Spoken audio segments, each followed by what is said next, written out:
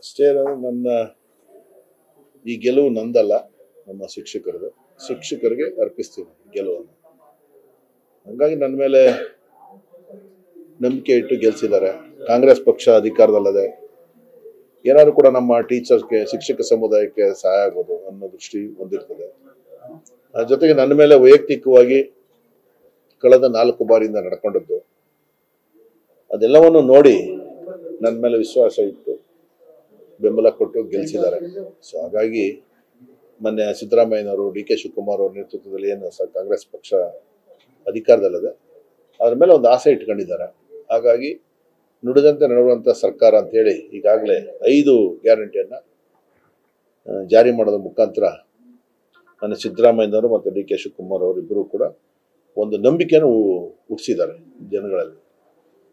ಅದೇ ನಂಬಿಕೆಯಿಂದ ನನ್ನನ್ನು ಕೂಡ ನಮ್ಮ ಶಿಕ್ಷಕ ಸಮುದಾಯ ಗೆಲ್ಲಿಸಿದ್ದಾರೆ. ಹಾಗಾಗಿ ಅವರ ನಂಬಿಕೆ ಹುಸಿಯಾಗದ ರೀತಿಯಲ್ಲಿ ಸನ್ಮಾನ್ಯ ಡಿ.ಕೆ. ಶಿವಕುಮಾರ್ ಅವರು ಮತ್ತು ಸಿದ್ದರಾಮಯ್ಯನವರ ವಿಶ್ವಾಸವನ್ನು ಉಳಿಸ್ಕೊಂಡು ಇರುವಂಥ ಸಮಸ್ಯೆಗಳನ್ನು ಬಗೆಹರಿಸೋ ನಿಟ್ಟಿನಲ್ಲಿ ಅತ್ಯಂತ ಪ್ರಾಮಾಣಿಕವಾದಂಥ ಪ್ರಯತ್ನ ಮಾಡ್ತೀನಿ. ಮತ್ತು ಮುಂದಿನ ದಿನಗಳಲ್ಲಿ ಅವ್ರ ಕಷ್ಟ ಸುಖ ಆಗ್ತೀನಿ. ನಿಮ್ಮ ರಾಜೀನಾಮೆಯಿಂದಲೇ ತೆರವಾದಂತಹ ರಾಜೀನಾಮೆಯನ್ನ ನೀವು ಎಲೆಕ್ಷನ್ಗೋಸ್ಕರ ಕೊಟ್ಟಿದ್ರಿ.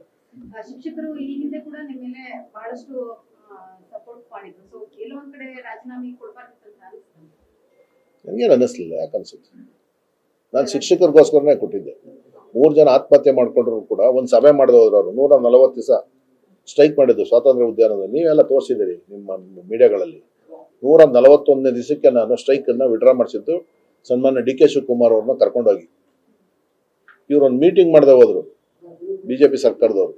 ಮಂತ್ರಿನೂ ಮಾಡಲಿಲ್ಲ, ಕನ್ಸರ್ನ್ ಮಿನಿಸ್ಟ್ರು, ಚೀಫ್ ಮಿನಿಸ್ಟರ್ ಮಾಡದೆ ಹೋದ್ರು. ಸೊ ಹಾಗಾಗಿ ಅನಿವಾರ್ಯ ಶಿಕ್ಷಕರು ಸತ್ರೂ ಕೂಡ ಒಂದು ಮೀಟಿಂಗ್ ಮಾಡಲಿಲ್ಲ ಅಂತಂದ್ರೆ ಅವತ್ತು ನಾನಿದ್ರು ಸತ್ತಂಗೇನೆ. ಅಲ್ಲಿ 4 ಬಾರಿ ಗೆದ್ದಿದ್ರು ನೀ ನೆಕ್ಸ್ಟ್ ಚುನಾವಣೆ ಏನು ಕೇಳ್ತಾರೆ ನನ್ನ ಟೀಚರ್ಸು, ನೋಡಪ್ಪ ನೀನು ಈ ಕ್ಷಣ ಸತ್ರು ಕೂಡ ಕೇವಲ ಒಂದು ಮೀಟಿಂಗ್ ಮಾಡ್ಸೋಕ್ಕಾಗಲಿಲ್ಲ, ನೀನು ಒಂದು ಸಮಾಧಾನ ಮಾಡೋಕ್ಕಾಗಲಿಲ್ಲ ಅಂತ ನನ್ನ ಕೇಳೋರು.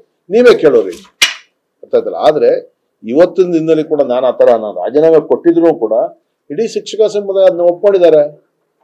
ಪುಟ್ಟಣ್ಣ ನಮಗೋಸ್ಕರ ತೀರ್ಮಾನ ತೆಗೆದುಕೊಂಡಿದ್ದಾರೆ ಅನ್ನೋದು ಒಪ್ಕೊಂಡಿದ್ದಾರೆ. ಹಾಗಾಗಿ ನನ್ನ ಕಾಂಗ್ರೆಸ್ಸಿಂದ ನಿಂತ್ಕೊಂಡಾಗ ಕಾಂಗ್ರೆಸ್ಸಲ್ಲಿ ಎಲ್ಲಿ ಓಟಿದ್ದು ಅಂತಿದ್ರು ಅಲ್ವಾ. ಈಗ ತೋರಿಸೋರು ಕಾಂಗ್ರೆಸ್ಸಲ್ಲಿ ನಾನು ಗೆಲ್ಸಿಲ್ವಾ. ಇದು ಪ್ರಾರಂಭ. ಬೆಂಗಳೂರಲ್ಲಿ ಇದುವರೆಗೆ ಕಾಂಗ್ರೆಸ್ ಗೆದ್ದಿರಲಿಲ್ಲ, ನಾನು ಗೆದ್ದಿದ್ದೀನಿ. ನೆಕ್ಸ್ಟ್ ಜೂನ್ ರಾಮೋಜಿಗೌಡರು ಗೆಲ್ತಾರೆ, ಡಿಕ್ಲೇರ್ಡ್. ನಾನು ಸುಳ್ಳು ಹೇಳ್ತಾ ಇಲ್ಲ, ಆಯ್ತಲ್ಲ. ಇದಿಷ್ಟೇ ಅಲ್ಲ, ಇನ್ನೂ ಕೂಡ ಗೆಲ್ಲಿಸ್ತೀವಿ ಕಾಂಗ್ರೆಸ್ ಅನ್ನ. ಇನ್ನೂ 2 ಕನಿಷ್ಠ 3 ಸೀಟನ್ನ ಜೂನಲ್ಲಿ ನಡೀತಕ್ಕಂಥ ಚುನಾವಣೆಯಲ್ಲಿ ಗೆಲ್ಲಿಸ್ತೀವಿ.